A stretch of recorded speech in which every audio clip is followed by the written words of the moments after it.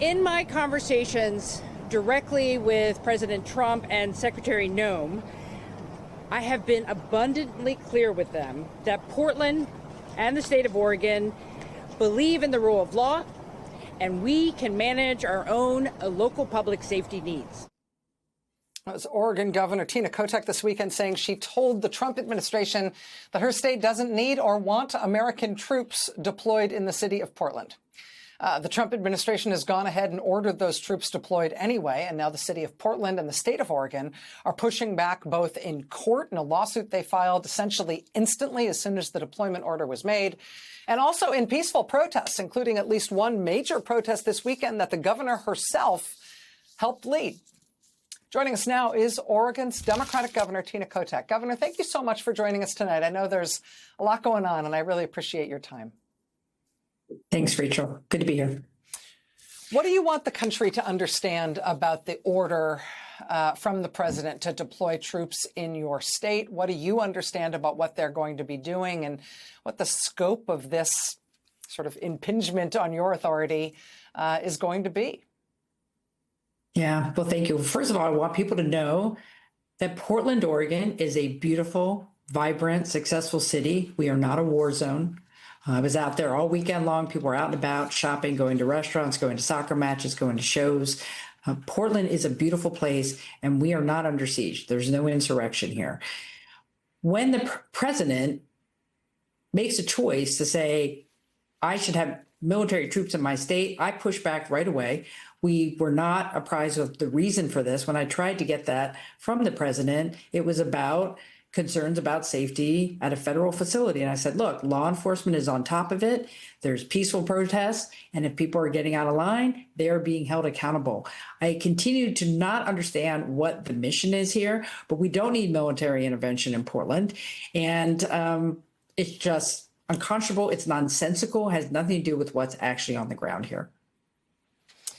I know that you spoke directly with President Trump around the time that he was making this decision, and there's been some reporting about that conversation that suggests that the president might have been basing his decision, or at least basing like his stated grounds for the decision, on some inaccurate or outdated information that he has seen on social media, maybe without understanding that it wasn't current information.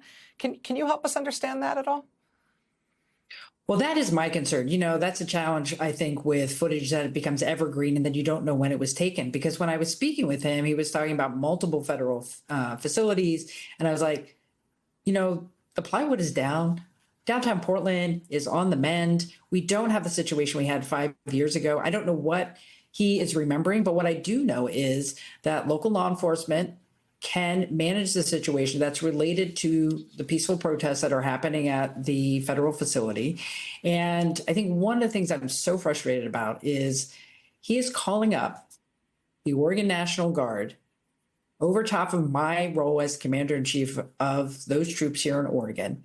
The Oregon National Guard, these are private citizens, citizen soldiers, right? They volunteer for this role. They have to come off their jobs, go away from their families to do something that is unclear, undefined, with no strategy of what they're actually trying to solve. It's a waste of taxpayer dollars. And most Oregonians know this makes absolutely no sense. I know that as part of this lawsuit that the state has filed to try to block this deployment, both Portland Police and Oregon State Police have issued statements, declarations, saying they don't need or want federal troops in Portland to deal with protesters, not only from your perspective as the state's governor, but from their perspective as to the relevant law enforcement here. They're saying that federal troops would not help and they don't need it. I'm wondering how that kind of reaction from law enforcement, kind of support for your side of this argument from law enforcement may bolster this case. It seems to me like a really important factor here.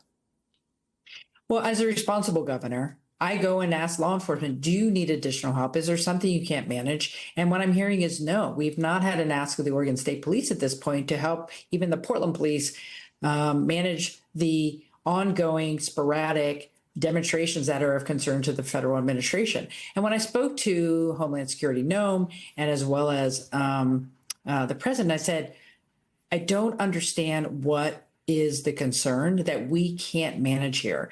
And I think it's really important to point out that the groundswell of support, or at least the opposition to the deployment.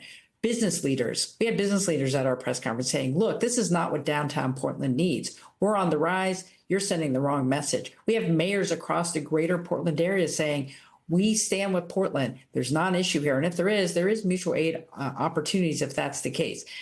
So I'm perplexed. I'm frustrated. I don't understand this. And we're fighting in the courts, right? The attorney general and I are lockstep. He went to court the day we got the order.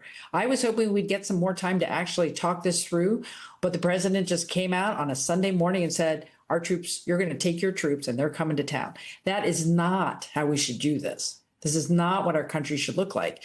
And when I was on the protest in the demonstration line yesterday, walking with the mayor, we value our ability as Americans, as Oregonians, to express our concern about this administration. And people are going to continue to do that lawfully. We can keep people safe and have lawful demonstrations. And that's what we want to do here. And we do not need the help of the federal administration.